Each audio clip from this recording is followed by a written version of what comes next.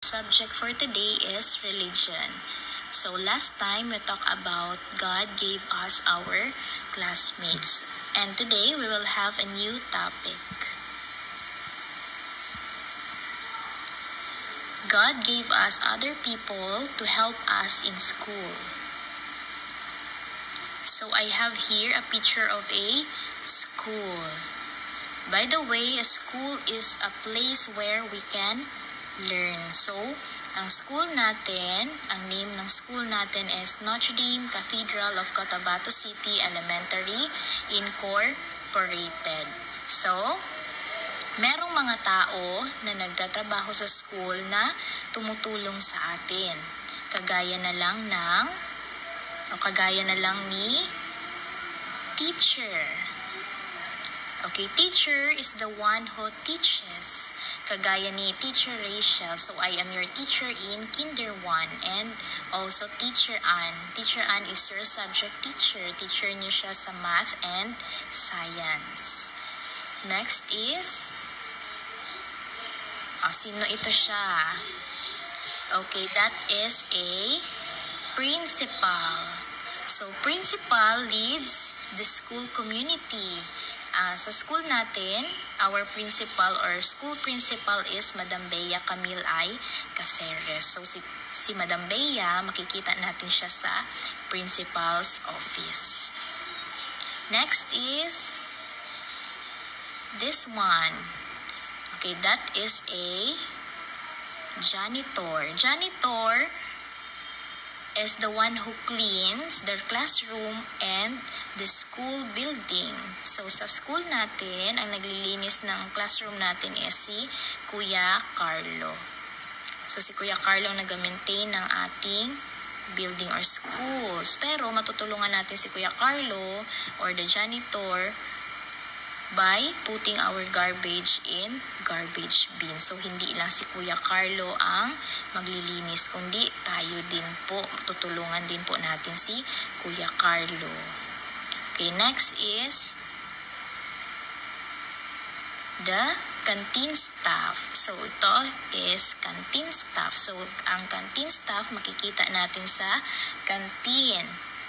She's the one or sila yung nagbabantay ng canteen.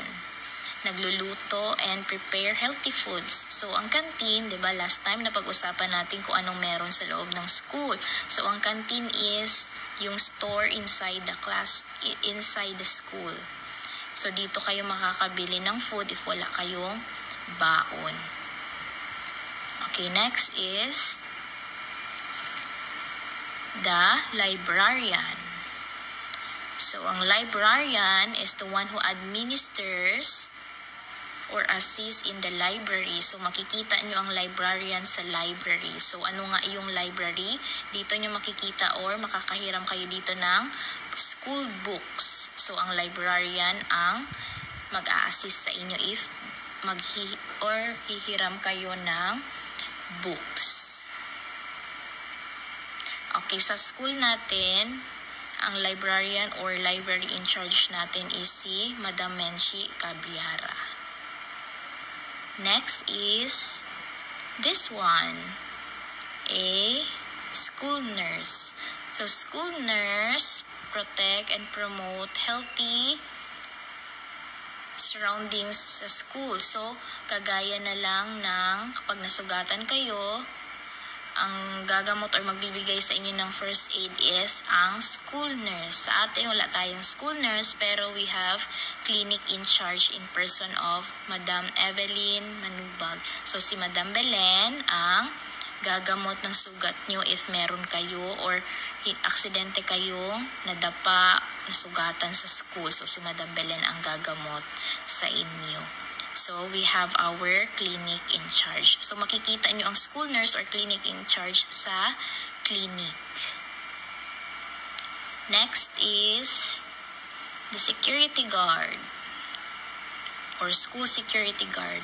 So, ang guard or si guard naman ang nagme-make sure na safe ang school or walang masamang loob na makakapasok sa school natin. So, makikita nyo si guard sa gate. So, pag mapapansin nyo pag morning or afternoon, dyan yan si guard umuupo sa bandang gate para malaman niya kung sino yung mga outsider or mga masasamang loob na makakapasok sa school. So, hindi yan hahayaan ni guard na makapasok. Okay, next is, okay. So, i-review natin kung sino yung mga taong tumutulong sa atin sa school. The first one is school nurse or clinic in charge. Next, librarian or library in charge. Next is teacher. Next, canteen staff, principal, and janitor, and also the security guard. People helping us in school. So, sila yung tumutulong sa atin sa school. Si school nurse, librarian, teachers, canteen staff, principal, janitor, and security guard.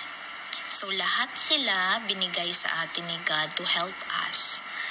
And I want you to remember this one. So, remember, God gave us different people to help us in school. So, hindi lang sa bahay may tumutulong sa atin, kundi pati na rin sa school. Hindi lang sila mama, sila mami, sila daddy ang tumutulong sa atin. Meron ding binigay si God na ibang tao to help us in school, especially sa school natin na araw-araw tayong pumupunta sa school. And lastly, things to remember, or you need to remember this one, kids. God wants us to respect them. So, hindi lang si mommy, hindi lang ang family, hindi lang si teacher ang dapat i-respect, kundi pati na rin si guard, ang nurse, ang tao sa kantin, si Kuya Carlo or ang janitor. So, pag nakita niyo sila dito sa school, greet them. Don't be shy to greet them. Say good morning, hello po, hello kuya, hello po.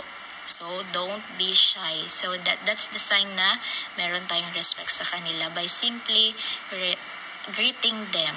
Say good morning, good afternoon, good day, that one. So, remember that always to be respectful sa lahat ng nakakasalamuha natin. Hindi lang na yung mga taong nasa school, kundi mga friends natin, mga kapitbahay natin. So, remember that one. Don't forget that.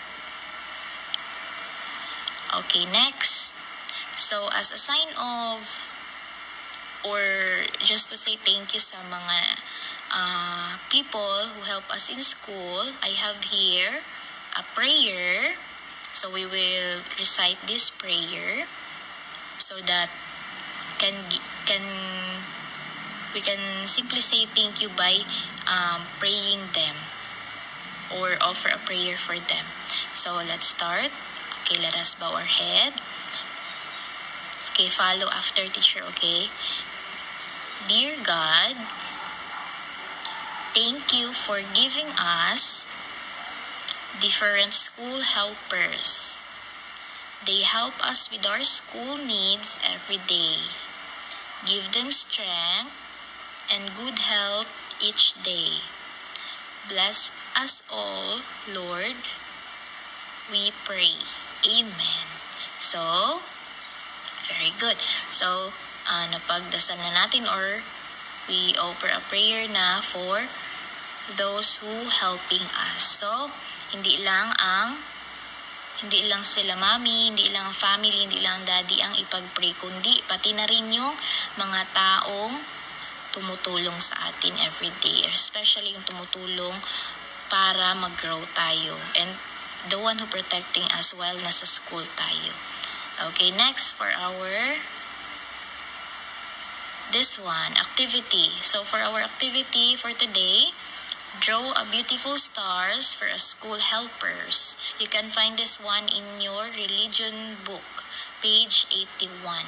So, beautiful stars. So, hindi lang isang stars ang i-draw, kundi stars, maraming stars. And you color that one.